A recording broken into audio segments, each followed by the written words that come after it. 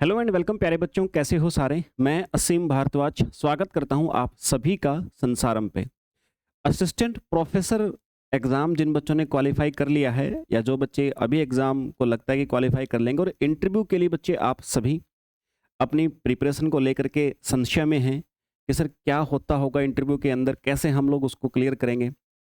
आज इस एक सेशन के अंदर बच्चे आपको पूरी प्रोसेस बताऊंगा, किस प्रकार के क्वेश्चंस पूछे जाते हैं, कितने लोग आपको टैकल करने वाले हैं वहाँ पे, आपको कैसा बिहेव करना है, क्वेश्चंस के आंसर किस प्रकार से देने हैं। सारी चीज़ें बच्चे इस एक सेशन के अंदर आपके घर से लेकर के और इंटरव्यू देने के बाद आप बाहर निकलते हो वहाँ तक की प्रोसेस में इस सेशन के अंदर आप सभी को समझाऊंगा। तो जितने बच्चे भी इंटरव्यू देने जा रहे हैं, पिछले वाले असिस्टेंट प्रोफेसर जिन्होंने क्वालिफाई किया, या अभी जो असिस्टेंट प्रोफेसर एग्ज़ाम देंगे बच्चे क्वालिफाई करने के बाद, उनको भी आवश्यकता पड़ेगी। तो ध्यान से समझिएगा बच्चे। शुरुआत करते हैं भाई। आप लोग अपने घर पे तैयार हो रहे हो सबसे पहले इंटरव्यू देने जाने के लिए, तो आपको क्या करना है। सबसे पहली बात आती है सर हमारी ड्रेसिंग के विषय में। ड्रेसिंग भी दोनों कैटेगरी के आपको बता देता हूँ, बॉयज़ के लिए भी और गर्ल्स के लिए भी, मेल और फीमेल दोनों के लिए। किन बातों पे आपने ध्यान रखना, ध्यान दीजिएगा। देखो बच्चे, बॉयज़ की अगर मैं बात करूँ तो जो मेजर चीज़ है आपको जिस बात का ध्यान रखना है वो है कि आपकी जो शर्ट का कलर है ना, शर्ट का कलर आपका लाइट होना चाहिए। सबसे पहला और मेजर पॉइंट यही है। आपकी शर्ट डार्क नहीं हो तो सबसे बेस्ट है। आप जिस प्रोफेशन के लिए इंटरव्यू देने जा रहे हो ना, वाइट कॉलर जॉब कहा जाता है उसको, और वाइट से ज़्यादा लाइट कलर आज तक दुनिया में कोई होता नहीं है। जब हमारे प्रोफेशन का नाम ही वो है, तो बच्चे कुछ ना कुछ सोच करके एक एक थॉट प्रोसेस होती है उसके पीछे, देखने वाले को भी एक थॉट आती है आपको देख करके। अब आप डार्क पहनेंगे तो सबसे पहले थॉट भी डार्क ही रहेगी सामने वाले के अंदर। तो आपको अपनी शर्ट का चुनाव जो करना है ना बच्चे, वो आपको ध्यान रखिए। शर्ट आपको लाइट कलर की चूज करनी है। उसके ऊपर आप कोई प्लेन जो कि चमकदार ना हो, शर्ट भी ऐसी होनी चाहिए चमकदार ना हो, लेकिन नई पहन के जाना ज़्यादा बेटर रहेगा। ओल्ड मत पहनना, कोशिश करना नई ही आप खरीद के पहनो, और स्मूथ सा कपड़ा हो उसका। जितना स्मूथ, स्मूथ का मेरा सेंस ये है कि रफ टाइप का कपड़े की शर्ट नहीं होनी चाहिए, वो प्लेन कपड़ा होना चाहिए। प्लेन कपड़े की लाइट कलर की शर्ट। कलर आप लाइट कोई भी पहन सकते हो। अपना वाइट कलर तो फॉरएवर सबसे बेस्ट है, नो डाउट सबसे बेस्ट है। आपका कलर अगर साफ है, गोरे रंग के हो आप, या फिर आपका कलर थोड़ा डार्क है, दोनों के लिए ही वाइट कलर आपका सूट करता है। अगर किसी का डार्क कलर है थोड़ा बहुत या ज़्यादा डार्क है, तो भी वाइट कलर जो है उसको ग्रो करवाता है, उसको मतलब कलर को एनहेंस करता है, तो आपको उसमें बिल्कुल भी ओड नहीं लगेगा, बिल्कुल सही रहेगी बच्चे वो।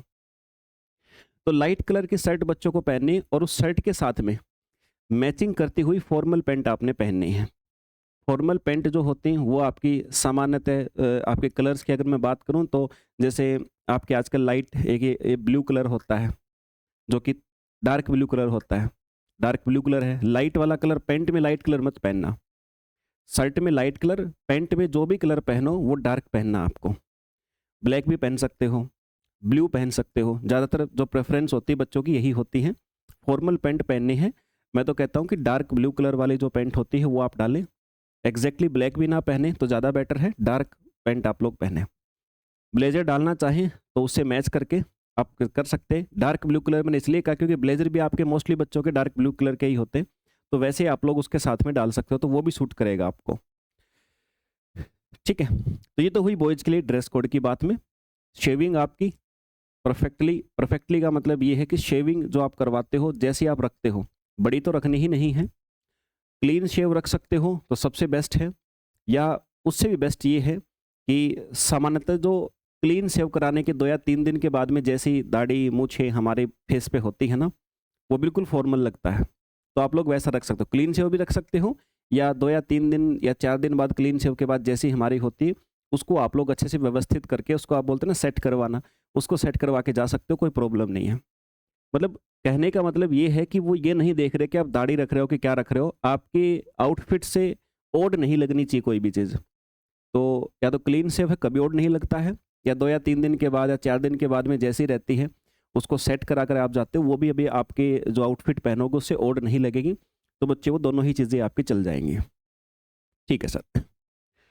गर्ल्स के लिए, गर्ल्स को भी सजेशन मैं यही दूँगा कि आप ट्रेडिशनल वियर करें। ट्रेडिशनल के अंतर्गत सबसे पहले ऑप्शन पे आती है अपने पास साड़ी। साड़ी आप पहने, साड़ी सबसे फर्स्ट और मैं तो कहता हूँ लास्ट ऑप्शन यही है, साड़ी ही पहन के जाएँ आप लोग, सबसे बेस्ट है आप सभी के लिए, फीमेल्स के लिए। साड़ी कैसे कलर की हो सर? साड़ी आपकी लाइट कलर की ही होनी चाहिए। साड़ी आपकी बहुत तड़कीला भड़कीला कलर नहीं होना चाहिए, जैसे प्रॉपर रेड आपने पहन ली, प्रॉपर ब्लैक आपने पहन ली, नहीं पहने, अवॉइड करें तो ज़्यादा बेटर है उसको। प्रॉपर आप जो मतलब आउटफिट आपका डार्क फीलिंग ला रहा हो, तो वो चीज़ आपको बिल्कुल भी नहीं पहननी है। लाइट कलर है, लाइट कलर में अपने पास कौन कौन से कलर आते हैं?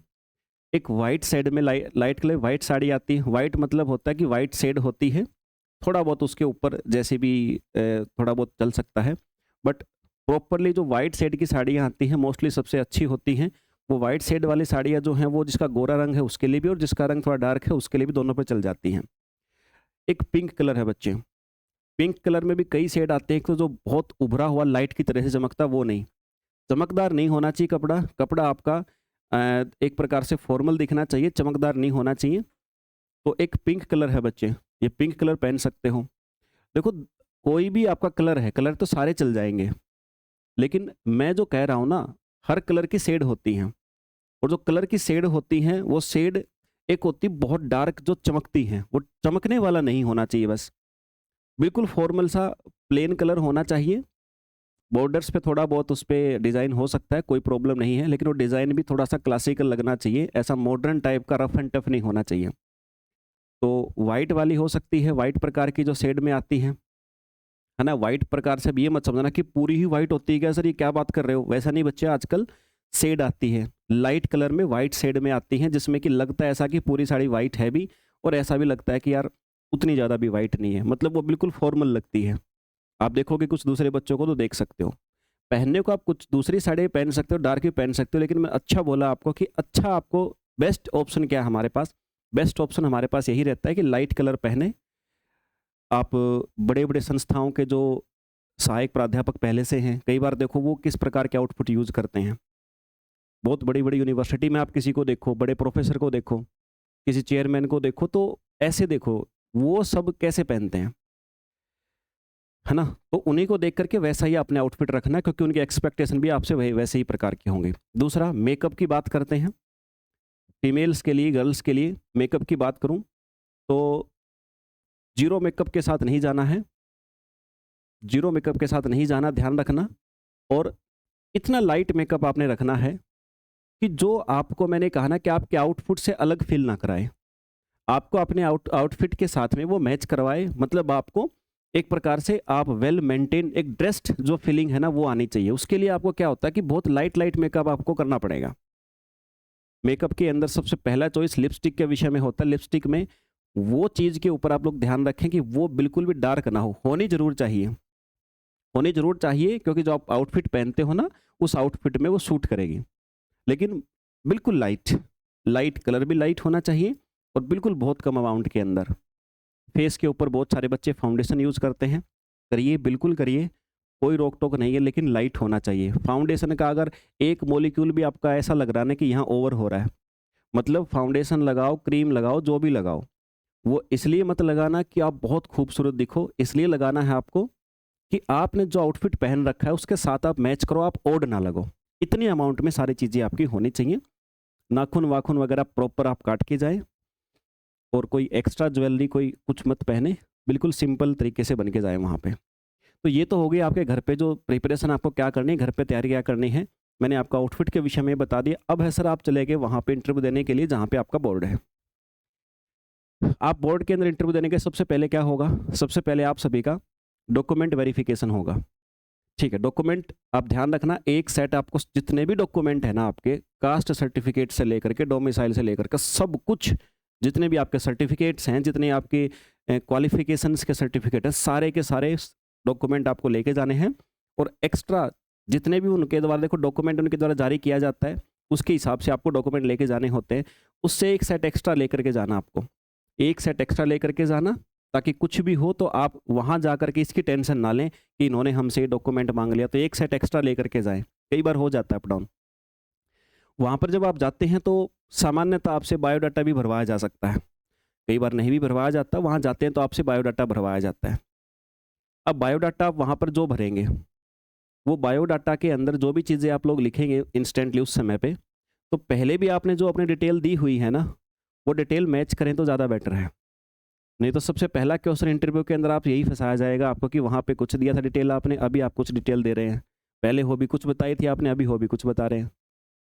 तो इसलिए बायोडाटा ही भरवाया जा सकता है, तो जो डिटेल अभी तक आपने कमीशन को दी है, वो डिटेल सारी आपके दिमाग में पहले से ही होनी चाहिए, वही उसी प्रकार से बायोडाटा आपने वहाँ पर भी भरना है। बायोडाटा भरने के बाद डॉक्यूमेंट वेरिफिकेशन चलेगा, घंटे 2 घंटे चलेगा। ये घंटे 2 घंटे डॉक्यूमेंट वेरिफिकेशन के बाद फिर आपको बुलाना शुरू कर देंगे वो, फिर आपको कॉल करना स्टार्ट कर देंगे कि आप आइए अंदर और इंटरव्यू दीजिए। अब सबसे पहला स्टेप आता है, सर आपका कॉल आया, आपको अंदर जाना है।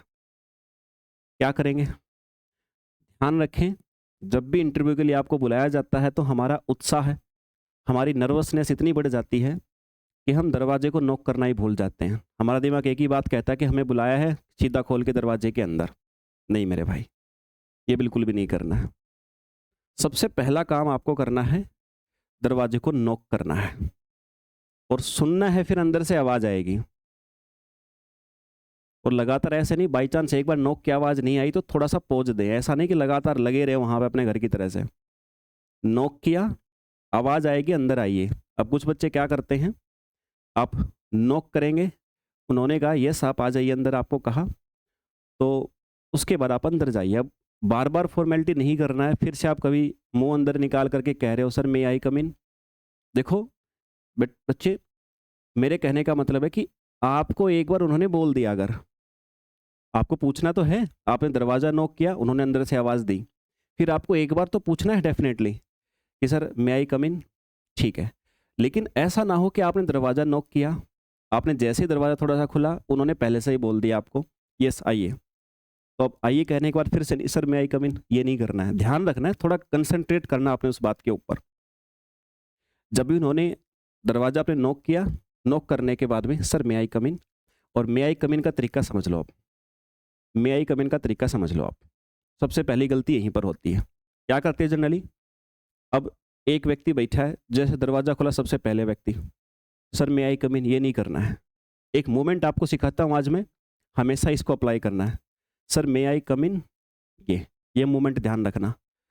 इतना ऑड भी नहीं करना, लेकिन आदत डालो। सर मे आई कम इन? सर मे आई कम इन? सर मे आई कम इन? मतलब 3 से 5 मेंबर बैठे हैं ना, सबकी तरफ आपने एक बार आई कॉन्टैक्ट बना दिया। सर मे आई कम इन? सर मे आई कम इन? आई कॉन्टैक्ट देखो, ये जो मोमेंट है ना वी शेप वाला मोमेंट, इस मोमेंट में सब कवर हो जाते हैं। जब भी कोई फॉर्मल बात करनी हो तो आपके जो फेस है, मे आई कम इन सर, ये आपका फॉर्मल ये मोमेंट होना चाहिए। आँखों का मोमेंट नहीं, आपकी पूरी जो ये हिस्सा है ना, ये पूरा मोमेंट होना चाहिए। आँखों का नहीं, सर मे आई कम इन? ऐसे आँखों से नहीं करना है। सर मे आई कम इन? सर मे आई कम इन? सर मे आई कम इन? बहुत ज़्यादा नहीं करना है, कभी उनको लगे कि कहाँ से कहाँ जा रहा है बच्चा हमारा। नहीं, सर मे आई कम इन? हल्का सा हेड का मूवमेंट वी शेप में, और कॉन्टैक्ट उसमें क्या आपका सबसे हो जाता है। हल्का सा मूवमेंट, मे आई कम इन सर, ये बोल के फिर कॉन्टैक्ट आपका सेंट्रल पर्सन के सामने।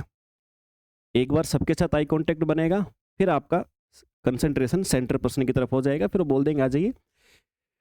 फिर आप जब आएँगे, मे आई कम इन बोल दिया उन्होंने, तो आपको कहा जाएगा बैठने के लिए, तब बैठना है। ऐसे नहीं गए और सरकारी चेयर और जा करके सीधा हाँ सर बोलिए क्या काम है।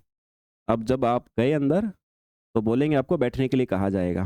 आप पूछ भी सकते हैं, इंस्टेंटली नहीं।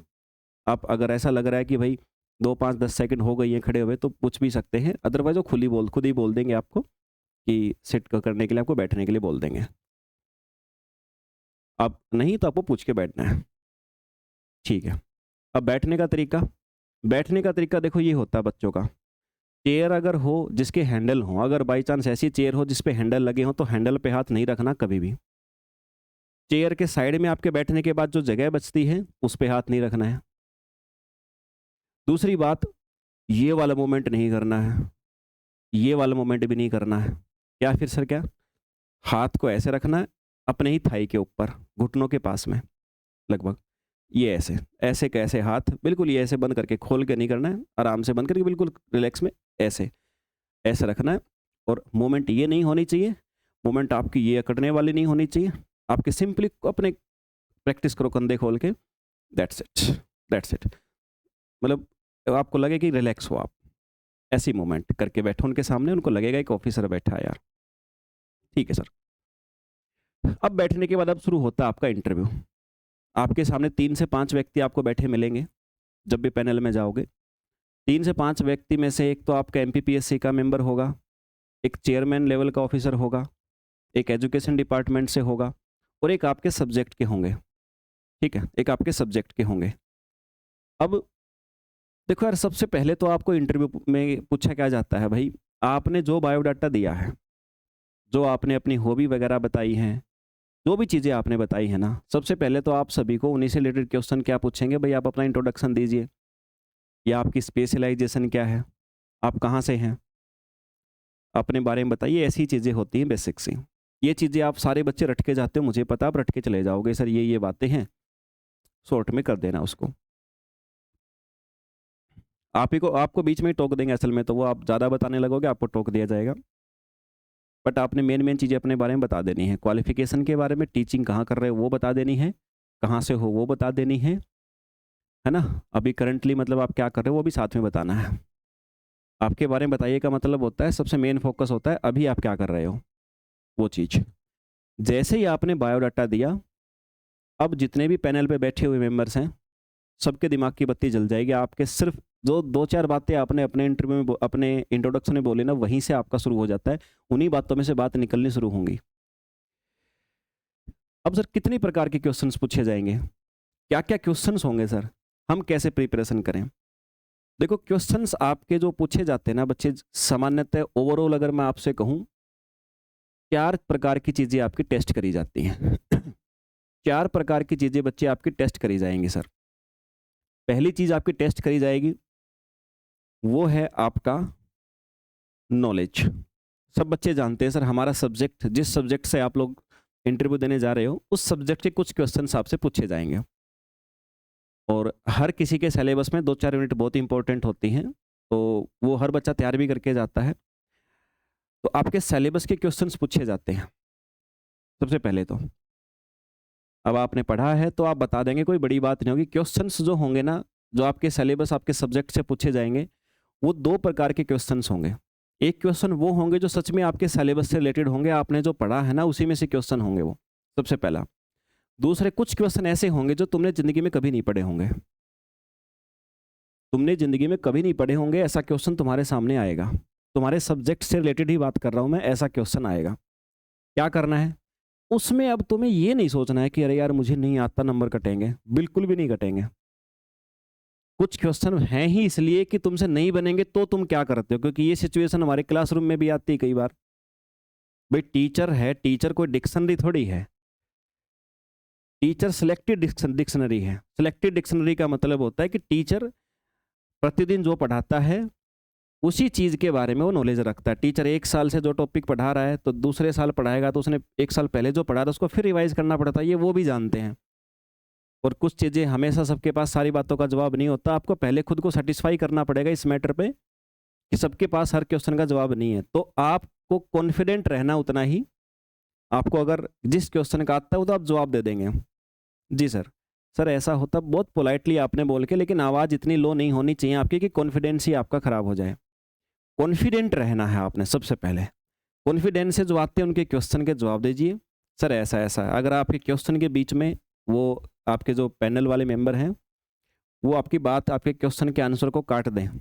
अगर आपके आंसर को काटें, वो बोलें कि ऐसा नहीं हो सकता, तो बोलना सर, हो सर, जहाँ तक मैंने पढ़ा है, जहाँ तक मैं जानती हूँ, जानता हूँ सर, मैंने ऐसे पढ़ा था सर, तो ये इसका आंसर मेरे हिसाब से मुझे ठीक लग रहा है सर, इसलिए मैंने ऐसा दिया, ऐसा होना चाहिए।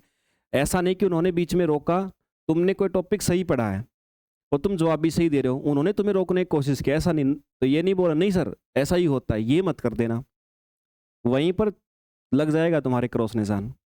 अगर वो अपोज करें, तो उस अपोज को आपने स्वीकार करके फिर बोलना है सर मेरा पॉइंट ऑफ व्यू ये है सर, मुझे ऐसा लगता है सर, जहाँ तक मैंने पढ़ा है, जहाँ तक मेरी जानकारी है सर, हो सकता है सर गलत हो सकती है, मेरी जानकारी के अनुसार सर ये बात है, आप ऐसा, आपने अपनी बात रखनी है। कुछ क्लैरिफिकेशन करने को कहें तो उस क्लैरिफिकेशन को दे सकते हैं अपने नॉलेज के आधार पे। कुछ सेकंड का सोचने का समय ले सकते हैं, एकदम से जवाब देने की आवश्यकता नहीं कि उन्होंने क्वेश्चन पूछा एकदम से जवाब देना। जी सर, 2-4-5 सेकंड ले लो, फिर जवाब दे दो। कोई क्वेश्चन का आंसर आपको नहीं आता है और आपको लग रहा है कि आप जवाब देना चाहते हैं जैसा आपका अनुमान के हिसाब से, तो आप कह सकते हो सर एग्जैक्टली तो मैं रिमेंबर नहीं कर पा रही हूँ सर, रिकॉल नहीं कर पा रही हूँ, लेकिन सर मैं जवाब देना चाहूँगी सर जैसा मुझे लग रहा है, तो आप बोल सकते हो वैसा। आपको सस्पेंस है कि आपका आंसर सही होगा कि गलत होगा, तो आप ये बोल के फिर आंसर दे दो। गलत भी होगा तो नंबर ना ही के बराबर कटेंगे आपके। और जो नहीं आता है उस पे 2-4-5 सेकंड सोचो पहले, सीधा ना मत बोलना। जो क्वेश्चन नहीं आता उसके ऊपर 2-4-5 मिनट के लिए आप सोचो पहले, सोच के और फिर कह दो सर रिकॉल नहीं कर पा रहे हैं सर, नहीं याद आ रहा सर, रिकॉल नहीं कर पा रहे, स्माइल के साथ, सर रिकॉल नहीं कर पा रहे हैं, बात खत्म। ये तो हो गया आपके सब्जेक्ट वाली बात। दूसरे क्वेश्चन आपके पूछे जाएंगे। दूसरे क्वेश्चन या दूसरा टेस्ट आपका पता है क्या होगा कि आप ही के क्वेश्चन पूछते पूछते कुछ व्यक्ति के जिक्र आया, कुछ व्यक्तियों का जिक्र करेंगे आपसे। हो सकता है कि आप ही के स्कूल जहाँ पढ़ा रहे हो या जहाँ से आप रिसर्च कर रहे हो वहीं के किसी न किसी बड़े मेंबर का, किसी बड़े अधिकारी का जिक्र करेंगे, उनका नाम आपके मुख से निकलवाएंगे। अब उनका नाम जब आप लोगे ना, अब कितने सम्मान के साथ आप लेते हो, आप सीधा बोल दोगे ना अरविंद शर्मा है जी, अरविंद सर श्री अरविंद शर्मा जी हैं। आपको सम्मान के साथ नाम ले, ध्यान रखना इस बात को, सम्मान के साथ बोल देंगे। पिछला पैनल किसका था, कौन से अधिकारी का था, आप बोलोगे सर उनका था, नाम ले दोगे सीधा, सीधा नहीं, श्री श्रीमान जो भी चीज़ें होती है ना वो लगानी है आपको। जिस जिस भी मेंबर का नाम लो, चाहे आपके कमीशन से जुड़ा हुआ, कॉलेज से आपके सीनियर का जब भी नाम लो तो थोड़ा सम्मान के साथ उस व्यक्ति का नाम लेना आपको, सीधा नाम नहीं आपने बता देना है, फंस जाओगे। बोल ही देंगे, असल में वहीं बोल देंगे आपको वो। तो सम्मान के साथ नाम लेना, जिसका भी नाम लो सम्मान के साथ लेना है। दूसरा टेस्ट ये होगा आपसे सम्मान वाला। तीसरा टेस्ट फिर क्या होगा बच्चे, तीसरा होगा आपका जो आप टीचिंग है ना, टीचिंग की स्किल के ऊपर, टीचिंग की स्किल के ऊपर आपसे पूछा जाएगा। टीचिंग स्किल में कैसे पूछा जाएगा, ये जैसे कि आपसे बोलेंगे कि भाई आपकी क्लास में एक बच्चा डिसिप्लिन फॉलो ही नहीं कर रहा, आप उसको 4 बार डांट चुके हो, 5 बार डांट चुके हो, लेकिन डिसिप्लिन फॉलो नहीं कर रहा, आप उस बच्चे के साथ कैसे ट्रीट करोगे, आप उसको कैसे समझाओगे, आप उसको कैसे पढ़ाओगे। अब यहाँ पर आप देखो, अब अपने विचार नहीं देने हैं, ऐसे क्वेश्चंस के लिए आपको एक बार रिसर्च कर लेनी है अपने लेवल पे। हर चीज़ के क्वेश्चन के आंसर आपने बना लेने हैं पहले से। तो आपसे अगर कहा जाए ऐसी चीज़ें तो उनके आंसर आपको देने पड़ सकते हैं। ये आपको बोल देंगे कि वीक बच्चे को आप कैसे पढ़ाओगे। क्लास में सबसे वीक बच्चा है, क्लास के बाकी बच्चे का लेवल बहुत अप है, उस बच्चे का लेवल बहुत कम है, आप उसको कैसे टैकल करोगे, कैसे सिखाओगे, उसको कैसे पढ़ाओगे। ये आपका तीसरी प्रकार से क्वेश्चन जो बनेंगे आपके यहाँ से, वो आपके टीचिंग स्किल के ऊपर होगा। चौथा क्वेश्चन आपका, वो क्वेश्चन मैं पहले भी थोड़ा बहुत बोल चुका कि ऑनेस्टी के ऊपर आपका डिपेंड करेंगे, आप कितने ऑनेस्ट हो, यानी जब आपको नहीं आ रहा है तब आप कितने ऑनेस्ट हो, और जब आप को जो क्वेश्चन नहीं आ रहा तो उस समय आपका कॉन्फिडेंस कैसा है। ये चीज़ के ऊपर मैंने कहा कुछ क्वेश्चन आएंगे ही आएंगे जो आप नहीं बता पाओगे, बाई चांस अगर ऐसा आपके सामने आता है तो भाई सिचुएशनशिप वाले क्वेश्चन है वो, तो ऐसे क्वेश्चंस में आपको कॉन्फिडेंट रहना है। नहीं आता तो आराम से आप 2-4 सेकंड सोच करके फिर आप बोल सकते हो सर मैं याद नहीं कर पा रहा हूँ सर, ध्यान नहीं आ रहा है, बोल सकते हो आराम से। ये चौथे प्रकार के क्वेश्चंस ऐसे होते हैं, तो इसमें कॉन्फिडेंस और आपकी ऑनेस्टी चेक करी जाती है। जहां तुमने ऑनेस्टी छोड़ी, जहां तुमने आर्टिफिशियल बनने की कोशिश करी, तो ये समझ लेना तुम्हारे दो ही शब्दों तुम 2 ही शब्द बोलोगे झूठ के, वो तुम्हारे पकड़ जाएंगे और तुम्हारा पूरा इंटरव्यू फिर वो धो के रख देंगे तुम्हें, पूरे इंटरव्यू में धोएंगे, फिर तुम्हें सब मिलके धोएंगे, आपको बोलने नहीं देंगे, फिर वो आपसे इतनी झूठ बुलवाएंगे, आपसे आपको नंबर भी नहीं देंगे। ऑनेस्टी रखनी है, ध्यान रखना आपको इस बात को, जो भी बात बोलो ऑनेस्टी के साथ बोलनी है, और कॉन्फिडेंस नहीं लूज होना चाहिए। कॉन्फिडेंस नहीं लूज होना चाहिए बच्चे। मैं आपको कहता हूँ, मैं शायद 21 ईयर्स का था मैं जब शुरुआत में, 21 ईयर्स का था, और एक्चुअली मेरी क्वालिफिकेशन जस्ट कंप्लीट हुई थी, तो मैं पीजीटी लेक्चरर पढ़ाने के लिए एक बहुत बड़ी संस्था में इंटरव्यू देने चला गया था। तो जब इंटरव्यू दिया तो स्कूल की बिल्डिंग के बाहर जब मैं खड़ा था ना, तो मेरे अंदर इतनी क्षमता नहीं थी कि मैं भी अंदर जाके इंटरव्यू दे दूं, क्योंकि सारे सीनियर लोग उसमें इंटरव्यू देने आ रहे थे। मुझे ऐसा लग रहा था कि यार इतनी बड़ी बिल्डिंग है और इतना नाम से ये संस्थान है, बल्कि भारत के लगभग हर जगह पे उसके ब्रांचेज हैं। मेरा बाहर से वापस आने का मन कर रहा था, लेकिन अंदर से एक जज्बा था, उसको तुम कॉन्फिडेंस बोल सकते हो। तो जा करके पैनल में रिटन एग्जामिनेशन हुआ। फिर उसके बाद जब मैं इंटरव्यू में बैठा, तो इंटरव्यू में बैठने के बाद में उन्होंने जो रिटन टेस्ट मेरा लिया था उसमें 6 में से 4 क्वेश्चन मैंने किए थे, 2 मुझे नहीं आ रहे थे। चौथा भी क्वेश्चन एस्टिमेटेड था, 3 ही मुझे आते थे। फिर जब पैनल में गया मैं, पैनल में भी उन्होंने मेरे से 10 क्वेश्चन पूछे होंगे। 10 में से आप ऐसा मान लो कि 5 या 6 क्वेश्चन मैंने बताए थे, बाकी नहीं बताए। लेकिन जैसे ही पैनल 40 मिनट के बाद मेरा ख़त्म हुआ इंटरव्यू का, तो मुझे उन्होंने वहाँ से जस्ट जैसे ही मैं बाहर आया तो उन्होंने मुझे एक बात बताई। बोले, सर नॉलेज तो देखो आदमी जितना पढ़ेगा उतना पढ़ाएगा, जितना पढ़ेगा उतना सीखेगा, समय के साथ होते, लेकिन कॉन्फिडेंस के आधार पे हम अभी से आपको जॉइनिंग लेटर देते हैं। सिर्फ कॉन्फिडेंस के बिहाफ पे जॉइनिंग लेटर उन्होंने मुझे दे दिया था। अब आप लोग मुझे एक बात बताइए कि यही चीज़ हर जगह लागू है। आप कॉन्फिडेंस नहीं है तो आप टीचर किस चीज़ के हो? आप तो फिर बच्चों के सामने फंसोगे, एजुकेशन के लिए रेपुटेशन खराब करोगे। तो कॉन्फिडेंस आपका सबसे बड़ी कुंजी है मेरे भाई, ध्यान रखना इस बात को। कॉन्फिडेंस आपकी बहुत बड़ी कुंजी है, ये किसी भी हालत में लूज नहीं होना चाहिए। अच्छा, अब 5वीं प्रकार के क्वेश्चन सुन लो। 5वीं प्रकार के क्वेश्चन ये तो हो गया सर कि हमारे टीचिंग मेथड्स के ऊपर हो गया। अब ये 5वीं वाले जो क्वेश्चन है ये आते हैं ज़्यादातर किस बच्चों के लिए आते हैं? जो पीएचडी वाले बच्चे हैं, जो रिसर्च वाले बच्चे हैं ना, उनके लिए आता है। ये स्पेशली इन्हीं के लिए होंगे, बाकी बच्चों के लिए शायद उतने लेवल पे नहीं होंगे, पीएचडी वाले बच्चों के लिए होंगे जो रिसर्च करके गए हैं। अब तुमने किस टॉपिक पर रिसर्च करी है, जिस टॉपिक पर रिसर्च करी है तो उसके सोर्सेज क्या क्या थे, संसाधन क्या क्या यूज किए तुमने, कौन से संसाधन का कैसे आपने यूटिलाइज किया। और इसके बाद में फिर अगली चीज कि भाई तुम्हारे जिस टॉपिक पे तुमने रिसर्च किया है तो तुमने नेचर को, तुमने कंट्री को, तुमने स्टेट को, तुमने डेली लाइफ को, तुमने ह्यूमन बीइंग को क्या दिया, इसके रिसर्च करके क्या बेनिफिट दिया, मतलब एप्लीकेशन क्या है। तुम इस पर रिसर्च तो कर रहे हो, इसके एप्लीकेशन क्या है। तुमने कह दिया सर मेरी हॉबी है, तुम्हारी हॉबी से क्या फायदा हो रहा है देश को, बताओ। हॉबी तो सबकी कुछ ना कुछ है, बेनिफिट क्या हो रहा है कंट्री को, कंट्री को बेनिफिट क्या हो रहा है, ये मेन चीज है। तो ये जवाब आपको रिसर्च वाले बच्चों को तैयार करके जाने ही जाने पड़ेंगे। हर हालत में आपको ये जवाब बच्चे तैयार करने पड़ेंगे। इतने सॉलिड तैयार करो, ऑनेस्टी वाले तैयार करो, और अपने जिस टॉपिक पर रिसर्च कर रहे हो ना, उस टॉपिक के ऊपर आप लोग सारे जवाब तैयार रखो कि इसके एप्लीकेशन क्या है हमारी लाइफ में। और जिस टॉपिक पे रिसर्च किया है ना, उस रिसर्च के बारे में क्वेश्चन पूछ सकते हैं तुमसे। किसी से ऐसा भी है कि नहीं पूछेंगे, लेकिन पूछ सकते हैं, पूरे पूरे चांस हैं।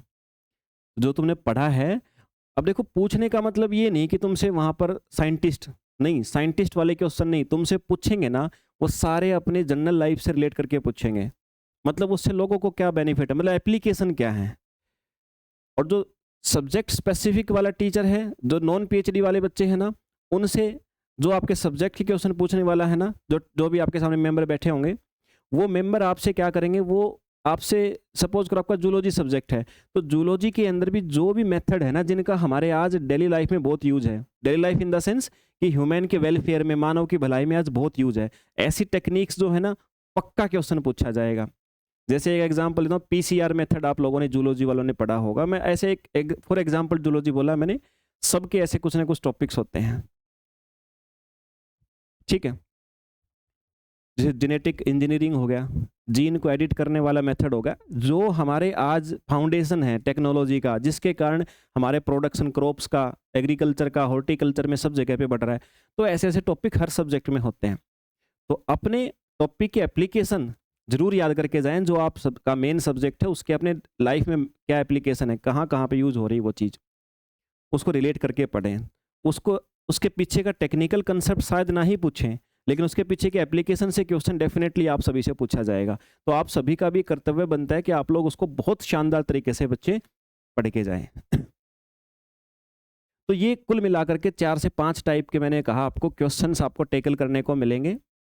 कॉन्फिडेंस पहला आपका, अगर आपसे पूछे इन सब में से सबसे इंपॉर्टेंट क्या है सर, कॉन्फिडेंस पहला आपका बूस्ट रहना चाहिए, बिल्कुल भी लो नहीं होना चाहिए। इंटरव्यू चलता कितनी देर है, 15 से 30 मिनट, 15 से 30 मिनट चलेगा मुश्किल से।